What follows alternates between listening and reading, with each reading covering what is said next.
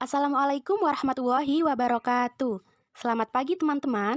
Hari ini kita akan membahas materi terkait hambatan penglihatan atau tunanetra pada anak.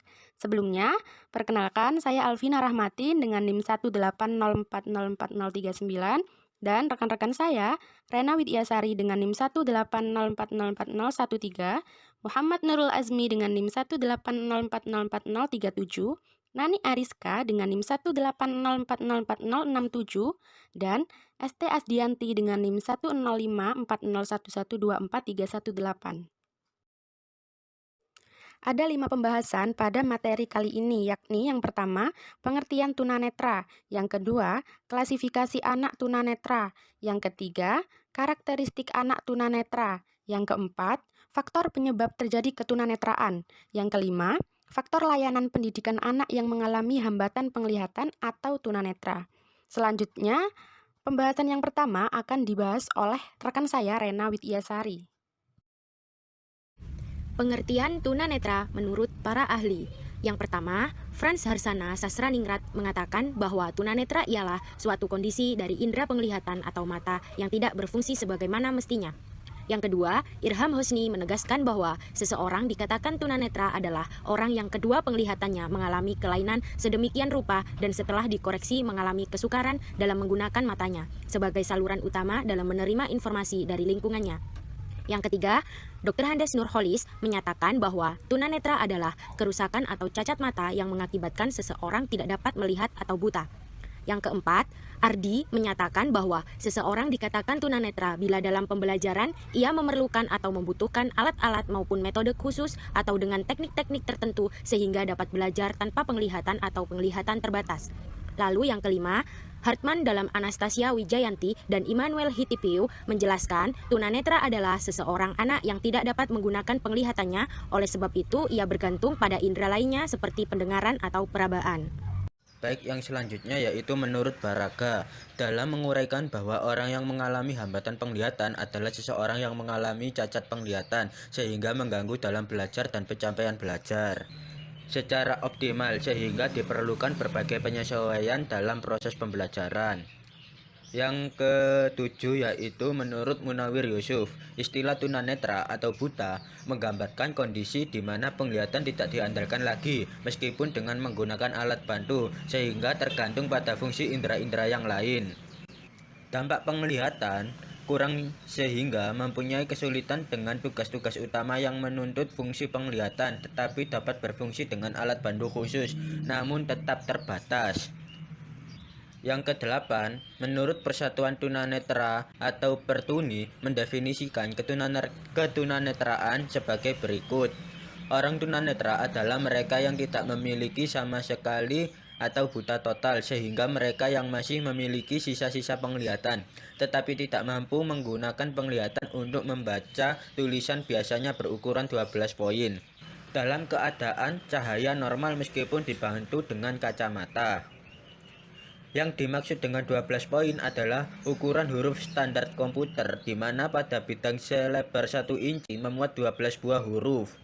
Akan tetapi, ini tidak boleh diartikan bahwa huruf dengan ukuran 18 poin, misalnya pada bidang selebar 1 inci memuat 18 huruf. Jadi, tunanetra adalah kondisi luka atau rusaknya mata sehingga mengakibatkan kurang atau tidak memiliki kemampuan persepsi penglihatan. Selanjutnya, klasifikasi anak tunanetra. Menurut Akila Smart, dalam buku Anak Cacat Bukan Kiamat, tunanetra diklasifikasikan menjadi 2 kelompok, yakni yang pertama, buta total. Buta total yaitu kondisi penglihatan yang tidak dapat melihat 2 jari di mukanya atau hanya melihat sinar cahaya. Mereka tidak bisa menggunakan huruf selain huruf Braille. Lalu, yang kedua ada low vision. Low vision yaitu kondisi penglihatan yang apabila melihat sesuatu maka harus didekatkan atau mata harus dijauhkan dari objek yang dilihatnya atau memiliki pandangan kabur ketika melihat objek. Karakteristik anak tunanetra. Anak tunanetra secara fisik sama dengan anak-anak pada umumnya. Namun, terdapat beberapa hal yang membedakan antara keduanya. Terdapat beberapa karakteristik yang ada pada anak tunanetra. Di antaranya, yaitu kognitif.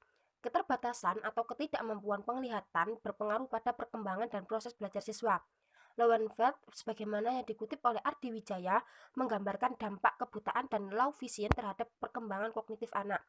Ia mengidentifikasi keterbatasan anak pada 3 area, yaitu tingkat dan keanekaragaman pengalaman, kemampuan untuk berpindah tempat, dan interaksi dengan lingkungan. Karakteristik yang selanjutnya yaitu akademik. Kemampuan akademik anak tunanetra secara umum sama dengan anak normal lainnya.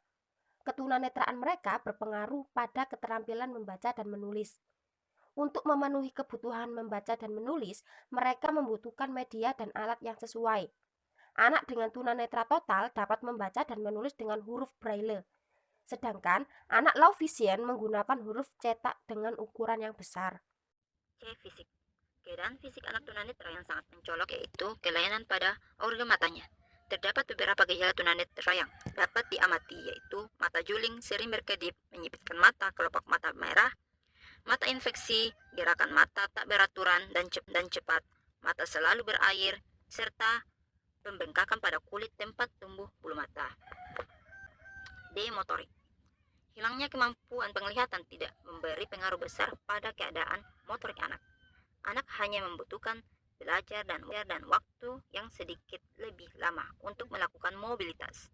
Seiring berjalannya waktu, anak dapat mengenali lingkungannya dan beraktivitas dengan aman dan efisien. E. Perilaku. Secara tidak langsung, kondisi ketunaan anak tunanetra menimbulkan masalah pada perilaku kesehariannya. Wujud perilaku tersebut dapat berupa menggosok mata secara berlebihan, menutup atau melindungi mata sebelah, memiringkan kepala atau mencondongkan kepala ke depan, suka membaca atau dalam mengerjakan pekerjaan lain yang sangat memerlukan penggunaan mata, berkedip lebih banyak daripada biasanya, atau lekas marah apabila mengerjakan suatu pekerjaan, membawa bukunya yang dekat mata, tidak dapat melihat benda-benda yang agak jauh, menyipitkan mata atau mengkerutkan dahi, tidak tertarik perhatiannya pada objek penglihatan atau pada tugas-tugas yang memerlukan penglihatan. F. Pribadi dan sosial. Keterbatasan penglihatan pada anak tunanetra berdampak pada kemampuan sosial mereka. Mereka kesulitan dalam mengamati dan meniru perilaku sosial yang benar. Mereka memerlukan latihan dalam pengembangan persahabatan dengan sekitar, menjaga kontak mata atau orientasi wajah, penampilan postur tubuh yang baik, mempergunakan gerakan tubuh dan ekspresi wajah, mempergunakan intonasi suara dalam mengekspresikan perasaan, serta menyampaikan pesan yang tepat saat berkomunikasi. Faktor penyebab terjadi ketunanetraan. Faktor penyebab ketunanetraan dapat terjadi berdasarkan waktu kecacatan. Ketunanetraan bisa terjadi pada saat kandungan. Pradopo menyatakan bahwa terdapat 2 faktor yang menyebabkan seseorang menderita tunanetra. Antara lain, yang pertama yaitu faktor endogen. Faktor endogen merupakan faktor yang sangat erat hubungannya dengan masalah keturunan dan pertumbuhan seorang anak dalam kandungan atau yang disebut juga dengan faktor genetik. Yang kedua, ada faktor eksogen atau faktor luar. Seperti yang pertama, penyakit, yaitu virus rubella, yang menjadikan seseorang mengalami campak pada tingkat akut yang ditandai dengan kondisi panas yang meninggi akibat penyerangan virus yang lama-kelamaan akan mengganggu saraf penglihatan, fungsi indera yang akan menjadi permanen. Yang kedua, yaitu kecelakaan. Kecelakaan fisik akibat tabrakan atau jatuh yang berakibat langsung yang merusak saraf netra atau akibat rusaknya saraf tubuh yang lain atau saraf tulang belakang yang berkaitan erat dengan fungsi saraf netra. Baik, yang selanjutnya yaitu layanan pendidikan anak yang mengalami hambatan penglihatan atau tunanetra. Pada layanan pendidikan anak berkebutuhan khusus menurut Halahan dan Kaufman pada tahun 1991, bentuk penyelenggaraan pendidikan bagi anak berkebutuhan khusus ada berbagai pilihan, yaitu 1. Regular class only atau kelas biasa dengan guru biasa. Yang kedua, regular class with consultation atau kelas biasa dengan konsultan guru PLB. Yang ketiga, intern teacher atau kelas biasa dengan guru kunjung. Yang keempat, research teacher atau guru sumber, yaitu kelas biasa dengan guru biasa. Namun dalam beberapa kesempatan, anak berada di ruang sumber dengan guru sumber. Yang kelima, pusat diagnostik perspektif.